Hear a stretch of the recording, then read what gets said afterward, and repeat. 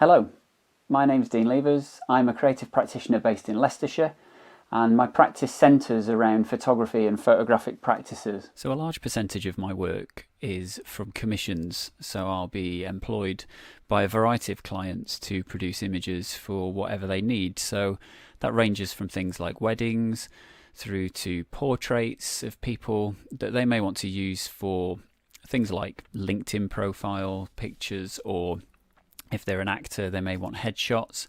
A large part of my commercial work revolves around promotional images for companies, small businesses, people wanting to show their products to others. Now, my fine art practice is work that it's self-directed. I research things that I'm interested in and generate projects based around that. And currently, I'm interested in looking at the environment around me, how I'm linked to that environment, how we're all interconnected within that environment, and how we're all interconnected to each other. This kind of idea came out of a project called Peninsula, which basically saw me taking in the landscape as more of a meditative practice, trying to use the landscape as a way to sort of bring a bit of peace and balance to my life, and photographing those spaces that kind of spoke to me or I found interesting for whatever reason. That idea of interacting with the landscape and how we're connected to it, and how we're connected to other people through the landscape, that led to me starting a project called Social Responsibility. Now, this is the kind of imagery that we're going to have a look at creating in this brief tutorial video. But basically it uses quotes from a Dalai Lama text, and that text is based around saving the environment, and looking at the ways that we're damaging the environment, but also the ways that we can kind of work to look after the world in which we live in. And the basic idea around this project was to create the sorts of images that you see on social media with inspirational quotes within them. And I also wanted to try to introduce some positive messages through the work as well. But they all use landscapes or images inspired by the landscape as their backdrop. So what are we going to look at in this video? Well, firstly, we're going to take a look at a very basic composition technique to help you frame your images properly and get things arranged in the image in a more visually pleasing way. We're then going to consider what kinds of equipment you might want to use.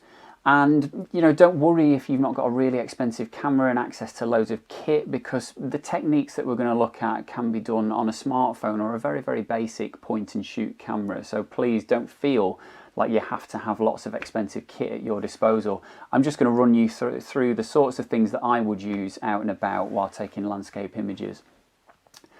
We're then going to look at how to work with those images in image editing software. Now again, I'm going to use Photoshop in this tutorial, but there are alternatives and I'll discuss those as we go along. We're going to look at ways to use layers and text within those images, and just very, very basic manipulation techniques to really bring out the best in your digital photographs. And then finally, I'm just going to discuss some various options of things that you could do with those images so that they don't just sit on your hard drive forevermore, not being used. So we're going to look at some printing options and ways that you can do that successfully to get some good imagery. So landscape photography is as old as photography itself. Joseph Niepce, who recorded the first ever photograph, took a landscape photograph. And because of the technology at the time, this photograph actually took 8 hours to expose. Now, a lot of landscape photographs use a composition technique called the rule of thirds. Now, the rule of thirds gets you to imagine that your scene is split into 9 equal squares. And what you're aiming for is to rest areas of interest anywhere that your lines cross or within one of the grid squares. So we can see from this example that the house in the foreground is roughly on one of the intersecting lines of our grid. You can see in this image that I've arranged the hay bales on the lowest horizontal line just so that my horizon line is not dead center in the image. It just gives you that little bit more visual interest. And I've employed the same technique in this final image.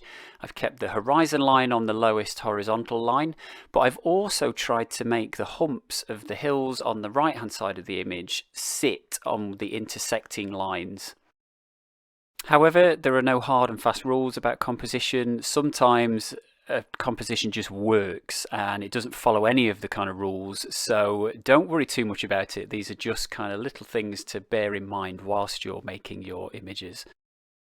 So what kind of kit might you need to take out with you whilst taking landscape photographs?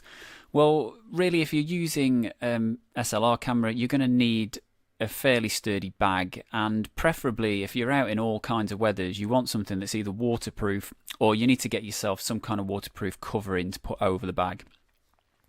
Next, your camera. So yeah, as I said, if you haven't got an SLR, that is fine. You could use a phone or a very basic point and shoot camera. So if you are using an SLR camera, the type of lens is a consideration. I favour a lens that can shoot through many different focal lengths. So I'll have something that will shoot very wide if I want to get the whole of a landscape in shot. But I've also got a zoom option if I want to get a bit close up to something that I can't quite reach on foot. Memory cards. So if you are using a phone or a small point and shoot camera or an SLR, you're going to need memory cards. And as a general rule of thumb, I always take more than I think I'll need. I also will quite often take fairly small sized memory cards with the lower capacity, and I will split them over a shoot just in case something goes wrong with a card and it malfunctions. I won't have lost the entire shoot if it's all on one card. I also take spare batteries. If you're using a phone, that would be something like a power bank so you can charge up your phone, but definitely with an SLR I'd take spare batteries. As a general tip as well, if you're out in cold weather, keep your spare batteries in a pocket that's next to your body, because batteries, they tend to lose charge a lot quicker or don't operate very well in colder temperatures, so keeping a battery fairly warm is a good idea. You can take landscape photographs without the use of a tripod. You can handhold your camera or your phone, that is fine. But sometimes, occasionally, you might want to use a long shutter speed for those of you that know your way around an SLR camera. And if you're doing that, you'll want the camera on something very, very sturdy. Now, tripods are the sort of kit that if you don't buy good quality, you will find yourself replacing it over and over and over again. I made this mistake so many times. If you're using your phone as well and you'd like to use a tripod, you can buy attachments that you can slot your phone into, and they will attach to a universal tripod head. And finally, in Britain, we all know the weather changes rapidly. It gets cold, it rains, so take a pair of gloves in your bag, make sure you've got some gloves, but make sure they're gloves that you can operate touchscreens with. A lot of cameras these days, and certainly phones, utilise touchscreen technology, and you'll need to be able to use that touchscreen technology without having to take your gloves off. And also rain covers, fairly inexpensive, but yeah, just protect your camera from the elements. There's nothing worse than being in the middle of a field doing some landscape photography and getting caught in a shower and being absolutely drenched, kit yourself, everything. So yeah, just be prepared. So once you've taken an image that you're happy with, or a series of images that you're happy with, it's time to start editing in your chosen software. So like I said earlier, I'm going to use Adobe Photoshop.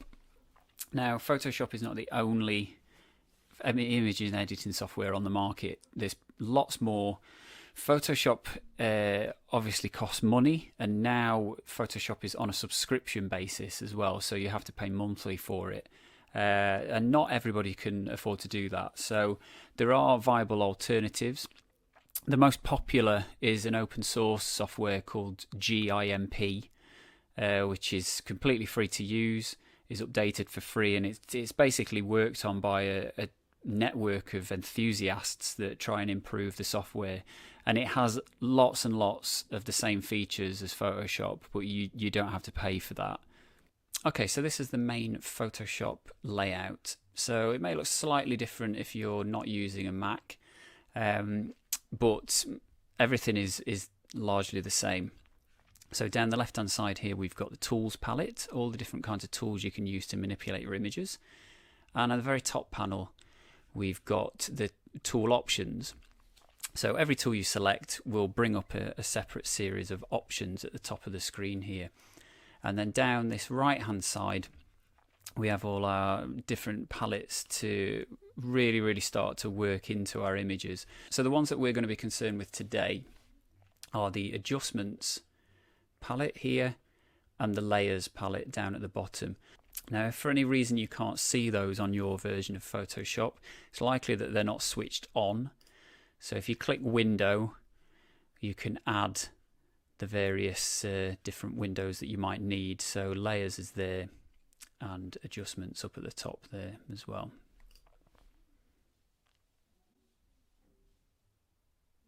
So the first thing we need to do is open our image into Photoshop. So we do that by clicking File at the top of the screen and Open. Basically, you just locate your image in the usual way. Now, depending on what camera you've used will depend on the file type that you're going to be working with. So say you've been using your mobile phone to take your landscape pictures, it's very likely that you will be looking at a JPEG image. If you've been using an SLR or a more high-end point and shoot camera, it's likely that you'll be looking at what's called a RAW file. Now, as I said, if you were working on a phone or a point and shoot camera, you would not have a RAW image to play around with in Photoshop. And so when you opened your JPEG image, you would simply be met with this, an image sitting in the canvas of the Photoshop software.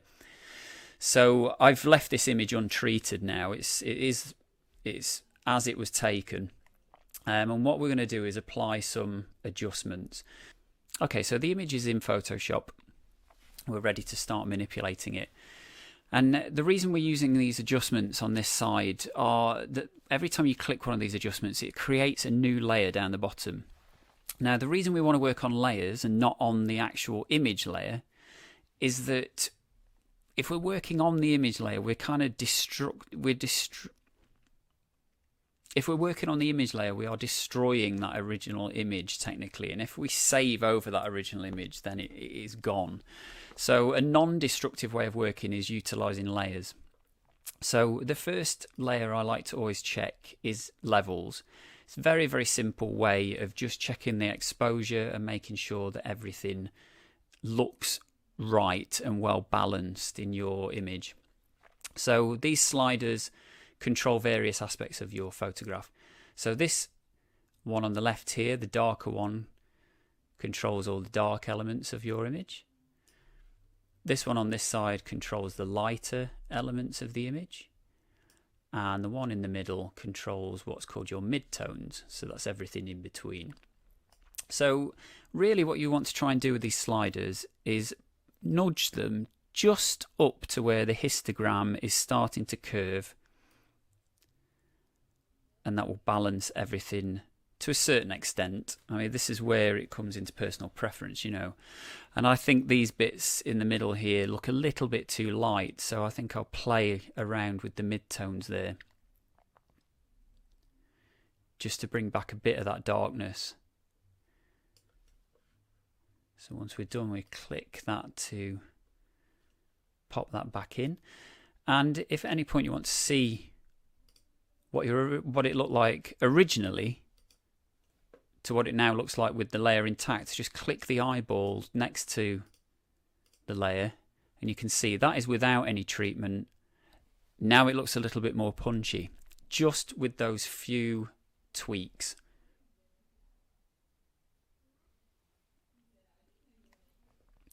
Now, another thing you'd maybe like to do to your image is turn it into black and white. That's often really effective for landscape images, and it's certainly an effect I've utilised in the past. So there is an adjustment here called hue and saturation. If you click the hue and saturation, you can essentially remove all of the colour from your image by moving that saturation slider all the way down to -100. And then that gives you the option to then go in and create another layer, which is brightness and contrast. And then you can play around with the contrast in your image. So again, contrast is a really personal thing. I know photographers who love high contrast images, so hardly any grey in their image. Black and white is key. I know a lot of photographers that also want a happy medium. They want a lot of blacks, a lot of whites, and a lot of greys. And I kind of sit in that camp. I'd like a range in my images. And you can see just by moving that contrast slider down and up, the effect it has. So a high contrast image, we're really removing a lot of the greys. The more we move it down, it starts to get a bit more washed out and looks a little bit more grey overall. So it's good to sort of play around with it and try and find a happy medium. Now I'd like this image to stay in colour. So the beauty of using layers, like I said before, is we're not destroying the original image. So we can just delete these layers. So you can highlight a layer and then just simply press the dustbin icon until it disappears. Or you can right click and select delete layer. And so now we're just back to a levels layer and a background layer. So now I'm ready to start applying my text layers and other elements.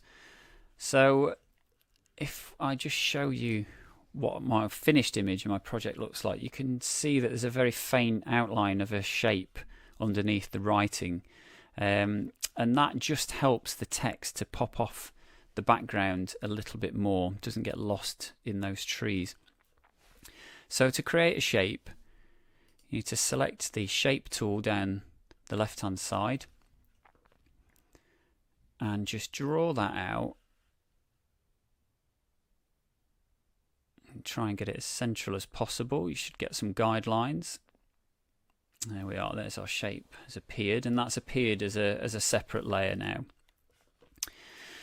And then on top of that we're going to put some text, and this will come up on a separate layer as well.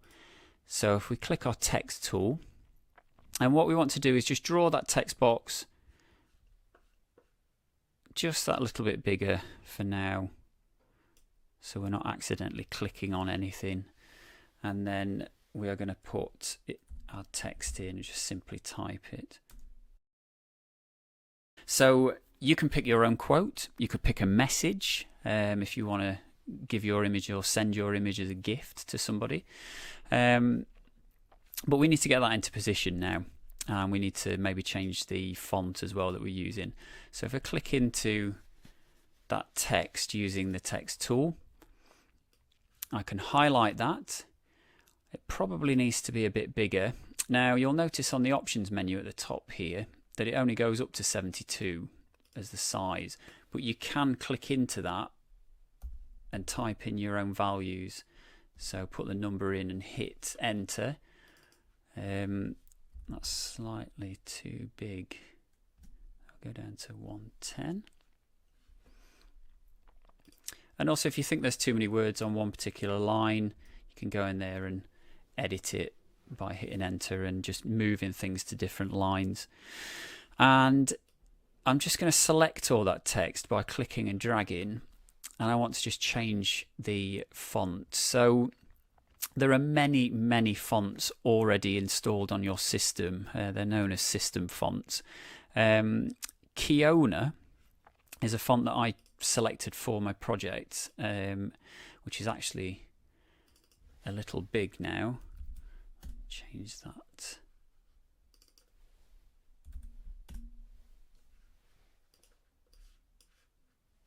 To 90. So Kiona is a third-party font essentially. It's been designed by an independent graphic designer, and I downloaded that from a font website. So defont.com is a really popular website where people upload their own fonts. There's various different licenses. You can donate to the people that make them. I actually purchased the license to this font, so I'm okay to use it for my commercial projects and for my art projects as well. I'm just going to select this text again.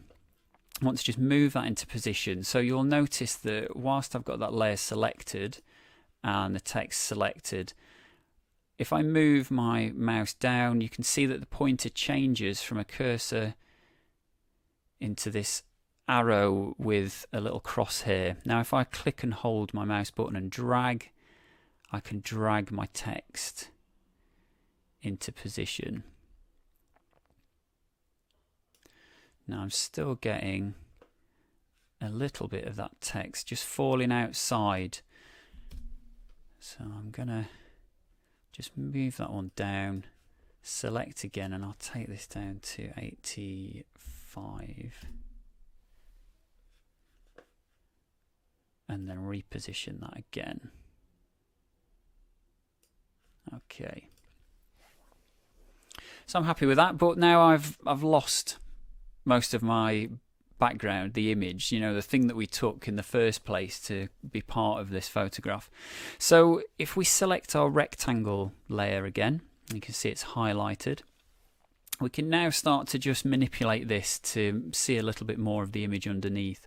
So the first thing to do is probably use this tool that's called opacity at the top, and this sets how much you can see through the layer. So we've got our rectangle layer selected. If we just move that slider down, it starts to disappear. I'm going to move that to about 40% and see what that looks like. Yep, that is about right.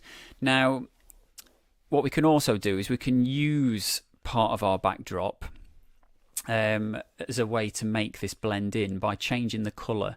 So if we double click the layer thumbnail, it brings up a colour picker. And then you see this little pipette that the mouse pointer has turned into. You can select various parts of the image. So if I wanted it to be more green or brown, like the tree. So I like to pick an element of the background of the landscape that I was photographing in order to blend that. I'm going to go for this tree here. So once you're happy with your image, it's time to save it. So we go to File, and we want to choose Save As. So if you think that you may come back to edit this image at a later date, add some more layers, change things, you can save that as a Photoshop document. And Photoshop documents save all of the layer information, so it doesn't flatten the image. So all that work that you've done on there can still be manipulated and changed. If you're completely happy with your image as it is and you want to get straight out to saving it in a format that can be used in other applications, I'd go for JPEG and give it a title. So it could be something simple as landscape final, and we pop that in the image files. So you'll get this option that says JPEG options, and it's talking about quality of your JPEG. If you're going to print this out, you really need it to be the best quality it can be. So you want to select 12 as the highest. Click OK on that, and that will output you a JPEG. So that's a very, very quick introduction to how to use the layers, and really we've not tweaked a lot in the actual image itself. There's a real tendency, I think, for some people to think that images that are used in Photoshop have been heavily manipulated and they've been tweaked and tweaked and tweaked, and they're far, far removed from the original photograph that the photographer has taken, and that's not always the case. So what do we do with a photograph once we've finished manipulating it and editing it? 9 times out of 10, a lot of photographers will hold their hands up and say, yeah, I've got hundreds of images just sat on hard drives and I don't really do anything with them. Or people just tend to upload them and put them on websites, portfolio websites or something. But I still feel like images should be used, and they should be printed, and they should be enjoyed and looked at, not just on screens. So I just wanted to recommend a couple of printing options. Now, I use a firm called Peak Imaging in Sheffield. I'm not affiliated with this company at all. I've just found that they produce the most accurate reproduction of what I see on my screen to what I get in my print. There's nothing worse than ordering a print and going, that red looks nothing like the red on my screen when I edited that photograph. So I would highly recommend peak imaging. If you were looking to do something that's not just a standard print, if you wanted to create a calendar, for example, or a poster or stickers or labels of your images or greetings cards, SoloPress are a really good bet. There are hundreds and hundreds of printers out there, and there's probably one local to you that you could use. But the thing I like about SoloPress is that they have a wealth of templates on their website, and the templates are brilliant because they tell you exactly where your image is going to be cut when they've printed it. So you lose none of the details that are important in your image. So I'll just very briefly show you how to work with the SoloPress template. So if we go back into Photoshop, and I'll open up the JPEG that I saved earlier. So there's our landscape final. And you'll see that this opens up in a separate tab in Photoshop. So now we've got our original Photoshop document that we were working on. We've now got the JPEG, and you'll notice it's just one background layer. There's nothing else there. And then we also want to open a template that's pre-downloaded from SoloPress. And this is just an A5 postcard template, but it gives you an idea of what you'll come up against. So you've got things on here like the bleed area, so anything in there is going to be trimmed off when it's printed. The trim line is the thick black line, so the job will be cut on that. And then they will always give you a safe area. So if you've got something like text in your image or a very important logo or something like that, you need to make sure that that is inside that safe area. Otherwise, it may be lost when the printer cuts your job. In order to get our image into here, we need to pick the Move tool, which is at the very top of our tools palette. And we're going to hold down Alt or Option on a Mac. That will change the pointer into a black triangle and a white triangle next to it. That means it's going to copy whatever you select. So if you click and hold down and then drag that image up to the postcard tab and then let go, that will drop your image on top. So it's created it as a second layer. Now we can't really see that. It's clearly too big. So if we pick our zoom tool and then go up to the little subtraction zoom, we can click and subtract so we can see how much is missing on that image. So again, if we go to our Move tool, we can move that layer around. We can see it's just way too big, way too big. So if we go into Edit in the top menu and down to Transform, and we can pick Scale. And that brings up these little hooks that we can grab on. We can move our image into position.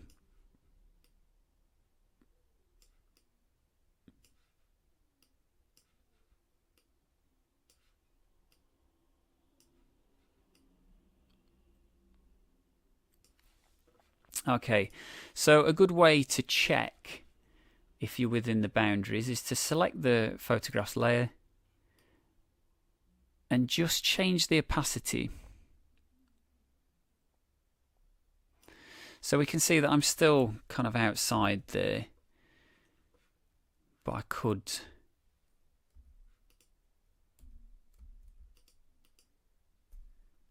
bring that in a little bit more. So again, I'll transform the scale.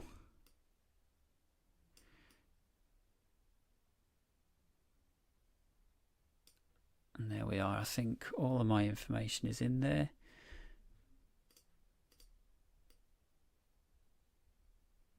Mainly it is the text that I'm trying to make sure I've got in the right place. Okay, so I changed the opacity back to the top there. Now we don't have to worry too much about these blue bands because as the template instructed us, that is just dead space. That is going to go when it is cut. So that would be good to be saved out. I hope you found some of that useful, and I hope you get to try out some of the techniques in your own time. If you'd like to keep in touch with me or view my latest projects, please follow my website, and why not get in touch with me via social media on all the usual channels. Thanks very much. See you soon.